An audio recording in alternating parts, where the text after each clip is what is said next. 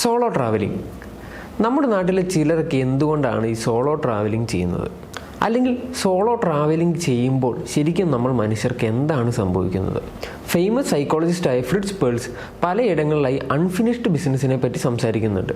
ശരിക്കും ഈ അൺഫിനിഷ്ഡ് ബിസിനസ്സും സോളോ ട്രാവലിംഗിനും തമ്മിൽ നല്ല കണക്ഷൻ ഉണ്ട്. നമുക്കതെന്താണെന്ന് നോക്കാം.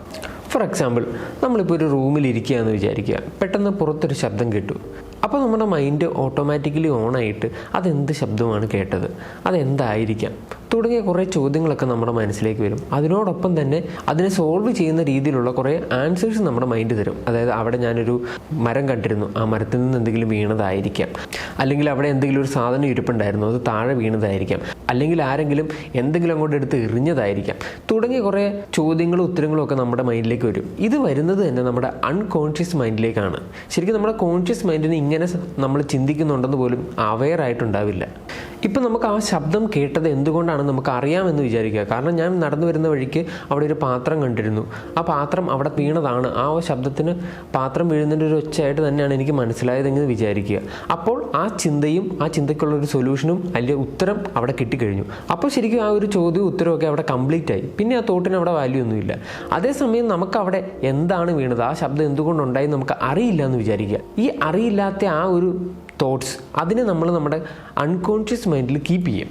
അതെല്ലാ തോട്ട്സും നമ്മൾ കീപ്പ് ചെയ്യും. അങ്ങനെ കീപ്പ് ചെയ്യുന്ന തോട്ട്സിനെയാണ് ശരിക്കും നമ്മുടെ അൺഫിനിഷ്ഡ് ബിസിനസ് എന്ന് പറയുന്നത്. അതായത് നമ്മൾ ജനിക്കുമ്പോൾ തൊട്ടുള്ള ഇതുപോലെ കുറേ അൺഫിനിഷ്ഡ് ബിസിനസ് നമ്മുടെ അൺകോൺഷ്യസ് മൈൻഡിൽ കിടപ്പുണ്ട്.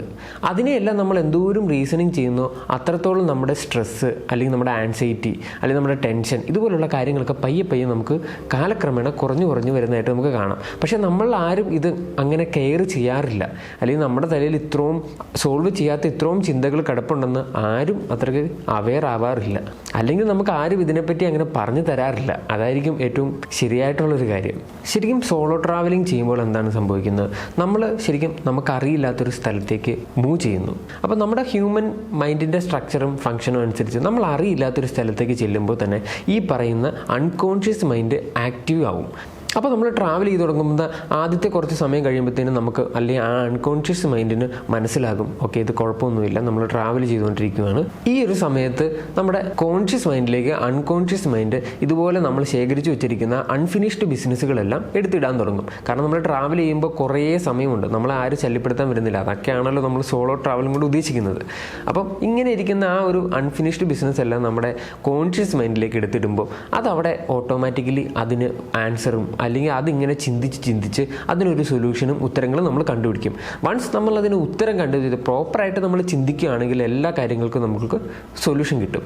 അങ്ങനെ ചെയ്യുമ്പോൾ ശരിക്കും നമ്മുടെ ആ ഒരു ബ്രെയിനിൻ്റെ ഭാരം നമുക്ക് കുറയുന്ന ഒരു ഫീൽ നമുക്ക് കിട്ടും. അതാണ് ശരിക്കും എല്ലാവരും ട്രാവലിംഗ് ചെയ്ത് കഴിയുമ്പോഴത്തേനും എനിക്ക് എന്നെ കണ്ടുപിടിക്കാൻ പറ്റി അല്ലെങ്കിൽ എനിക്ക് എന്നെ തന്നെ കുറച്ചുകൂടി മനസ്സിലായി എന്നൊക്കെ പറയുന്നതിൻ്റെ ഉദ്ദേശം തന്നെ ഇതാണ്.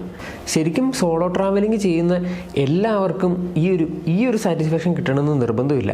കാരണം നമ്മൾ ചുമ്മാ ജസ്റ്റ് നമ്മൾ ട്രാവൽ ചെയ്യാൻ പോയാൽ തന്നെ ഡോപ്പമിൻ റിലീസ് കൊണ്ട് നമുക്ക് ചെറിയൊരു സാറ്റിസ്ഫാക്ഷനും ഒരു ഹാപ്പിനെസ്സും ഒക്കെ കിട്ടും. പക്ഷേ ഞാനിപ്പോൾ ഈ പറഞ്ഞ കാര്യം എന്ന് പറയുന്നത് ഒരു നെക്സ്റ്റ് ലെവൽ അല്ലെങ്കിൽ ഇച്ചിരോടെ ഒരു ഹൈ ലെവൽ ആയിട്ട് നമ്മുടെ ബ്രെയിനിൽ നടക്കുന്ന ഒരു കാര്യമാണ്. ഇത് നടന്നിട്ട് നമുക്ക് കിട്ടുന്ന ഹാപ്പിനെസ്സിനും ആ ഒരു സാറ്റിസ്ഫാക്ഷനും ഒക്കെ വളരെ വ്യത്യാസമുണ്ട്.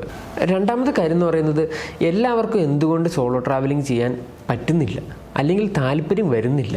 ശരിക്കും ഞാൻ ആദ്യം പറഞ്ഞ പോലെ തന്നെ നമ്മൾ ജനിക്കുമ്പോൾ തൊട്ടുണ്ടാകുന്ന നമ്മുടെ കുറേ അൺഫിനിഷ്ഡ് ബിസിനസ്സുകൾ നമ്മുടെ മൈൻഡിൽ കിടപ്പുണ്ട്. ഈ ഒരു പരിധി വിട്ട് നമ്മൾ സോൾവ് ചെയ്യാതെ ഇങ്ങനെ കുറേ അൺഫിനിഷ്ഡ് ബിസിനസ്സുകൾ നമ്മുടെ തലയിൽ കീപ്പ് ചെയ്യാൻ തുടങ്ങിക്കഴിഞ്ഞാൽ നമ്മൾ ഭയങ്കരമായിട്ട് ഫ്രസ്ട്രേറ്റഡ് ആവും. അങ്ങനെ ഫ്രസ്ട്രേറ്റഡ് ആയിട്ടിരിക്കുന്ന ഒരു മൈൻഡിന് ഒരിക്കലും സോളോ ട്രിപ്പോ അല്ലെങ്കിൽ തന്നെ ഇരിക്കാനോ അല്ലെങ്കിൽ സമാധാനമായിട്ട് ഇപ്പോൾ നമുക്കൊരു 1 മണിക്കൂർ ഫ്രീ കിട്ടിക്കഴിഞ്ഞാൽ നമുക്ക് വെറുതെ ഒരു സ്ഥലത്ത് ഇരിക്കാനുള്ള കപ്പാസിറ്റി പയ്യെ നഷ്ടപ്പെടും. അതിന് കാരണം തന്നെ ഇതുപോലുള്ള അൺഫിനിഷ്ഡ് ബിസിനസ് നമ്മുടെ തലയിൽ കൂടുതൽ കിടക്കുന്നതുകൊണ്ടാണ്. മൂന്നാമത്തെ കാര്യം എന്ന് പറഞ്ഞാൽ നമുക്ക് ഈ സോളോ ട്രാവലിംഗ് മാത്രമാണ് ഒരു ഓപ്ഷൻ നമുക്ക് ഈ ഒരു പ്രോസസ്സ് നടത്താൻ. ഒരിക്കലുമല്ല. നമുക്ക് സോളോ ട്രാവലിംഗ് അല്ലാതെ തന്നെ ഇതിനകത്ത് പല വഴികളുണ്ട്.